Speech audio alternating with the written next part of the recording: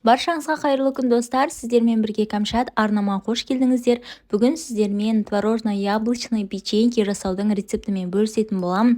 Өте оңай жасалынады және де тәтті болып шығады. Міндетті түрде жасап көріңіздер, видеоны соңына дейін қараңыздар. Ең алдымен бізге ол үшін ірімшік қажет болады. Ыдысымызға ірімшігімізді және де бір алманы осылай теркадан өткізіп қосатын боламыз. Және де бір ас қасық көлемінде қантымызды саламыз.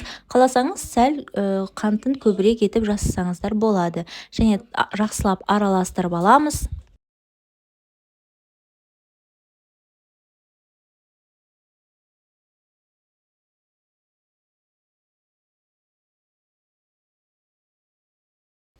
Үстіне бір жұмыртқамызды шым-шым тұз және де қасықтың ұшындай ғана көлемде ас содасын қосып, барлығын жақсылап бір келкі масса болғанша араластырамыз.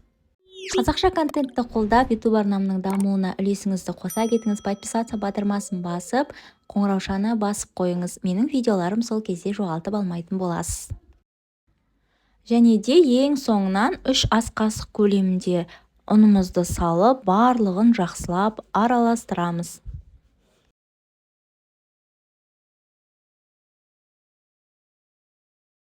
Нәтижесінде бізде өте қатты қою да емес, өте сұйық емес, орташа тығыздықтағы масса пайда болады.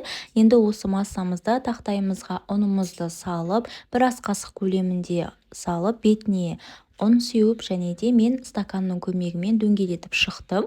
Қаласаңыз өзіңіздің қолыңызбен де жаңағындай формасын келтірсеңіз болады, бірақ осылай жасаған тиімді және де оңай болады. Қолыңызға жабысып, мазаңызды алмайды. Осылай жасасаңыз өте оңай әдемі формада болып шығады.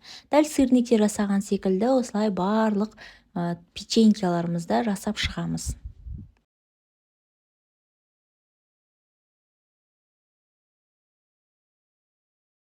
Барлық печенькаларымызды дәл осылай жасап шығамыз. Осы уақыт аралығында пешіңізді қыздырып қоюға кеңес беремін. Мен пештің 180 градусында 20-25 минуттай пісірдім. Өзіңіздің пешіңіздің қызу температурасына қарай жасасаңыз болады. Пергамент қағазы төселген формамызға осылай араларын алшақ етіп саламыз және де 20-25 минут пісіретін боламыз. Міне біздің осындай қызарып, сарғыш болып, өте дәмді болып шығады. Балаларыңыз творог жемейтін болса, осы әдісті қолданып жасап берсеңіздер болады.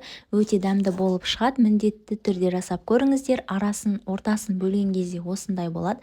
Сіз таңдаған творогқа да байланысты осындай дәмді болып шығуы. Мен үйдің домашний творогты қолданған болатынмын. Дәл осы рецептпен жасап көріңіз. Егер видео ұнаса, лайк басып, комментарий жазып, осы видеомен достарыңызбен, таныстарыңызбен бөлісе кетіңіз. Келесі видеоларда кездескенше қош сау болыңыз.